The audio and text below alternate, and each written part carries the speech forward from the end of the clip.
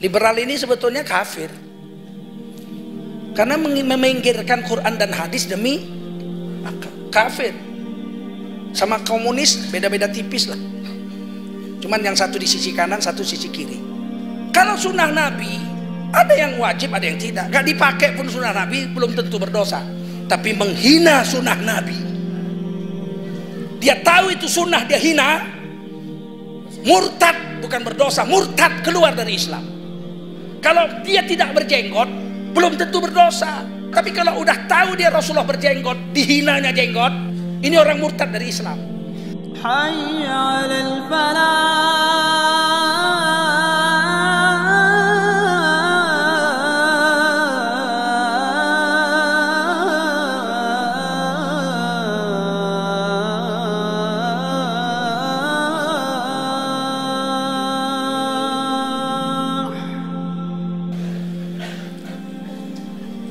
Baik, bagi kita orang mukmin, orang beriman, mati itu jembatan emas untuk menuju alam yang lebih baik.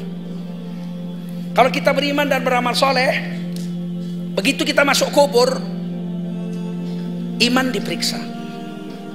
Begitu kita hari kiamat, amal diperiksa. Ini harus penting kita pelajari, sebab orang-orang jil, jaringan Islam liberal, dulu zaman dulu namanya Mu'tazilah, diambil sama Eropa menjadi paham rasionalisme. Paham rasionalisme mendulukan otaknya, akalnya daripada Quran dan hadis.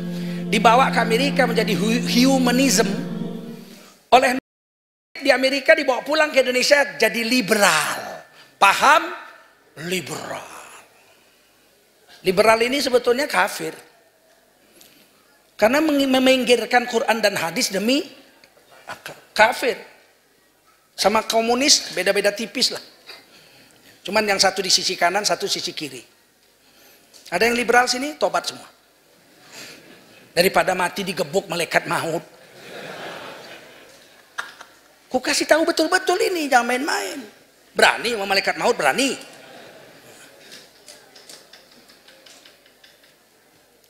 Begitu kita mati masuk kubur, belum pulang yang nguburkan.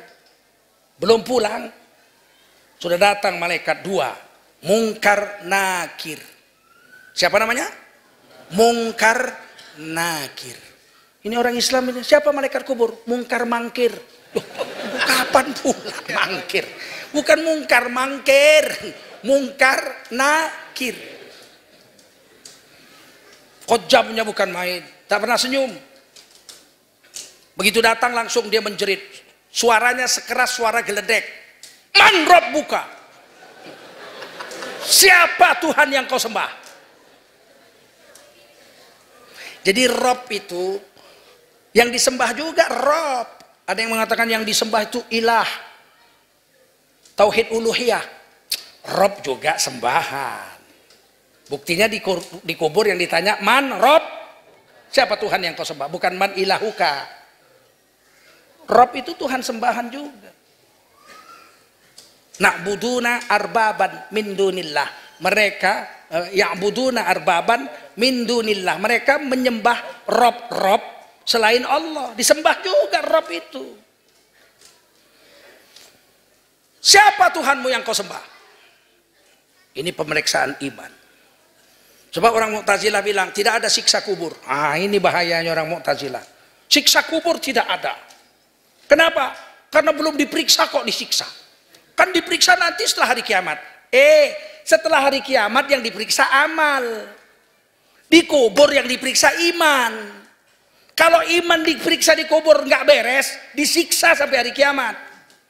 Kalau amal di akhirat diperiksa nggak beres, masuk neraka. Beda itu. Paham? Dalam kubur ditanya, man Rabbuka? Siapa Tuhan yang kau sembah? Itu rukun iman. Rabbi Allah. Aku menyembah Allah Tuhanku. Aman. Kalau enggak, man Rabbuka? Dia bisa jawab, dikeprok lah, sekali keprok tenggelam 70 hasta.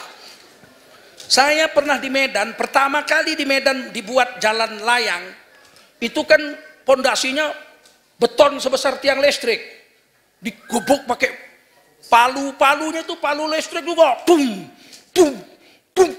Saya berhenti naik Vespa, saya lihat, ya Allah, sebesar itulah tiangnya dipukul, sebesar itulah palunya, puk, cuman masuk segini, puk, masuk segini, puk, masuk segini. Kalau malaikat mungkar nakir sekali kepuk, puk, masuk 70 hasta. Bayangkan. Dan dia nggak bisa disogok, nggak bisa main. Saya kasih gaji 100 juta sebulan ya, nggak bisa dia. Dirapel setahun, dirapel setahun. Ceme segitu mana laku? Nggak laku sana. Main duit nggak laku, main family nggak laku. Manrob buka, nanti dulu. Kamu mungkar nakir? Iya, saya si morangkir. Si morangkir pun nggak takut dia. Pertanyaan kedua, ma imamuka, kitab yang menjadi peganganmu apa? Ma imamuka, kitab apa yang kau baca menjadi pedoman hidupmu? Majalah Tempo. Kenapa?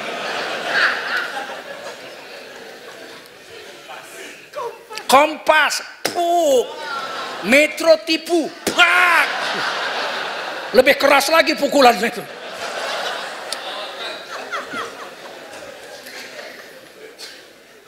Kalau dia bilang Al-Quranul Karim, aman.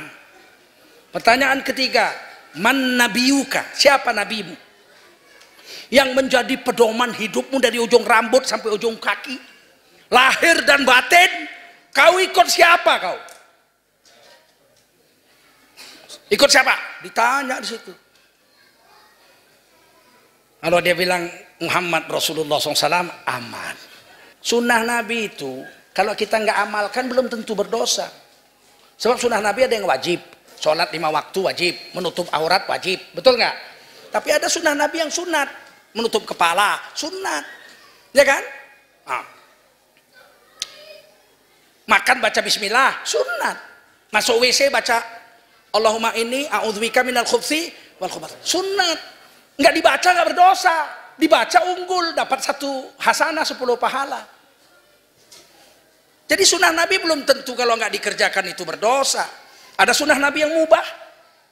Sunnah Nabi, perbuatan Nabi, perkataan Nabi atau diamnya Nabi terhadap sahabat, tapi hukumnya mubah. Ada sunnah Nabi yang mubah. Apa itu? Kawin sama janda.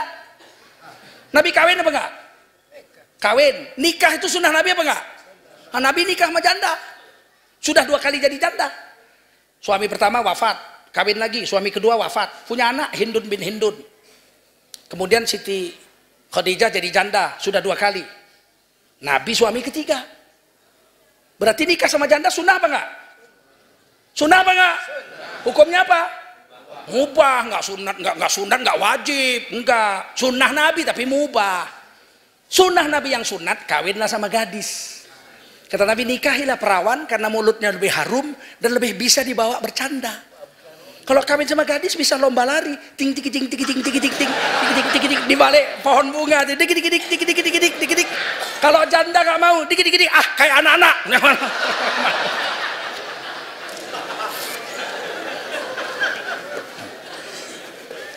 Tapi nikah sama janda kan sunnah, betul nggak? Menggembala kambing, Nabi menggembala kambing, sunnah, tapi mubah.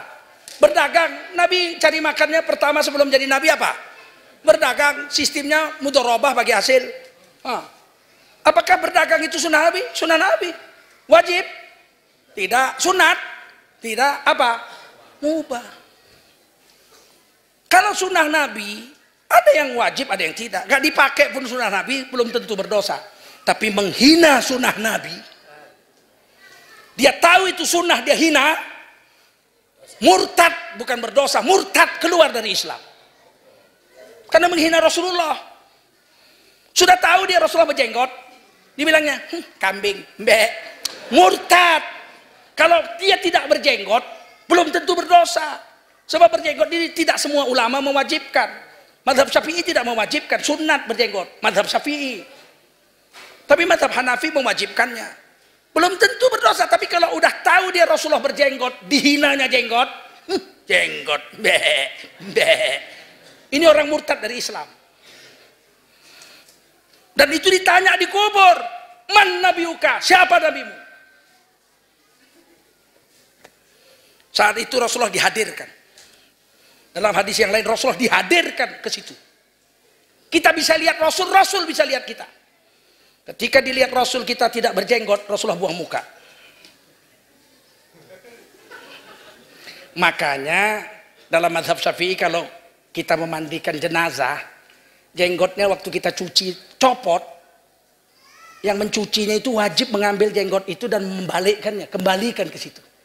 Harus dibawa mati masuk kubur. Haram hukumnya kalau ada orang mati dicukur jenggotnya. Ah, jelek, cukur aja. Haram.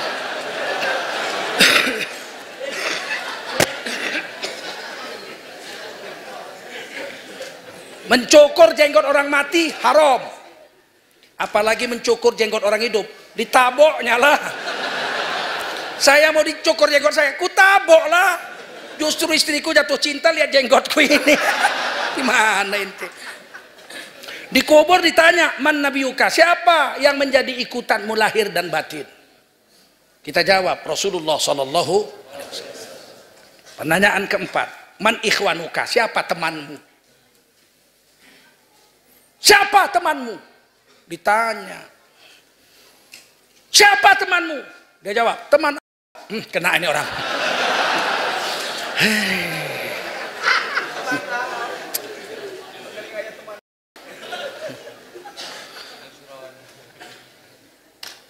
Teman kita itu, saudara kita itu sudah ditulis sama Allah di Quran, innamal mu'minuna ikhwah. Orang beriman itu bersaudara. Apa nggak boleh berkawan sama orang lain? Boleh, tapi saudaramu orang mesti kau dulukan orang Islam dari yang lain. Kan saudaramu. Siapa yang mempersaudarakan kita? Coba, siapa? Siapa? Allah. Di mana? Di Quran. Kita bersaudara. Siapa yang bersaudarakan? Allah. Di mana? Di Quran. Jadi jangan main-main, itu kita bersaudara. Tentu kita harus dulukan saudara kita. Janganlah kita menyesal di kubur. Kalau nanti kita iman nggak beres di kubur, kubur itu berubah jadi lembah neraka. Iftahu baban ilan nar. Kata malaikat, bukakan pintu yang tembus dari kuburannya ke neraka. Ciumkan bau busuk neraka setiap hari kepadanya. Panas neraka itu uapnya, kirim ke kuburannya. Maka menyempitlah kubur sesempit-sempitnya sampai tulang rusuknya tikam menikam satu dengan lain. Maka Nabi berdoa, wala taj'al qabrahu khufratan min khufarin niron. Jangan jadikan kuburnya seperti lembah neraka. Menyesal di kubur nanti. Oleh karena itu mari kita gemakan, kita hidupkan agama dalam kehidupan kita. Setiap satu sunnah Nabi kita buat, kita dapat 10 pahala, 1 hasanah. Masuk WC aja kita bisa dapat 80 pahala, 8 hasanah kalau caranya cara Nabi. Langkahkan kaki kanan dapat 1 hasanah, 10 pahala. Baca doa Allahumma inni a'udzubika minal khubthi wal khaba'is, dapat 2 hasanah, 20 pahala. Jongkok waktu buang air besar, air kecil, 3 hasanah, 30 pahala. Istibroh waktu buang air kecil, 4 hasanah, 40 pahala. Tutup cuci dengan air istinja, 5 hasanah, 50 pahala. Tutup aurat sempurna di kamar mandi supaya keluar aurat kita nggak dilihat orang, 6 hasanah, 60 pahala. Waktu keluar dari kamar mandi, langkahkan kaki kanan, 7 hasanah, 70 pahala.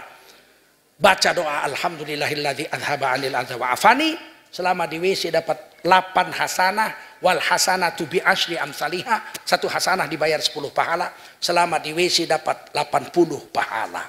Karena ikut sunnah Rasulullah Sallallahu. Maka saya kalau ada WC masjid dikunci saya protes. SMP saya sudah protes. Kenapa dikunci tadi Pak? Saya mau buang air kecil nggak ada, dikunci. Saya terpaksa ke gereja. Gereja buka. Apa kata yang punya masjid? Dilihat saya. Saya kunci. Karena banyak orang masuk ke WC ini cuma buang air aja. Kencing aja. Habis itu pergi nggak sholat. Ya Allah Pak, kamar mandi memang tempat kencing. Kalau ada orang masuk kamar mandi sholat, gila lah dia.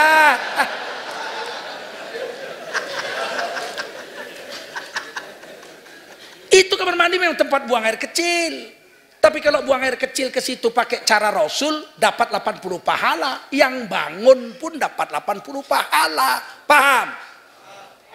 Yang mau masuk ke masjid, ke kamar mandi masjid, buang air kecil, itu orang beriman. Kalau orang durhaka, apalagi kafir, ngapain susah-susah kamar mandi? Di bawah pohon aja, selesai. Betul? Ini semua akan ditimbang di hari kiamat. Penyebab siksa kubur adalah salah satunya nggak beres waktu buang air kecil. Ceboknya nggak beres, kecipratan sana sini. Di hari kiamat dia akan menyesali kehidupannya di dalam kubur. Demikian saja ceramah ini. Mudah-mudahan ada manfaat ya.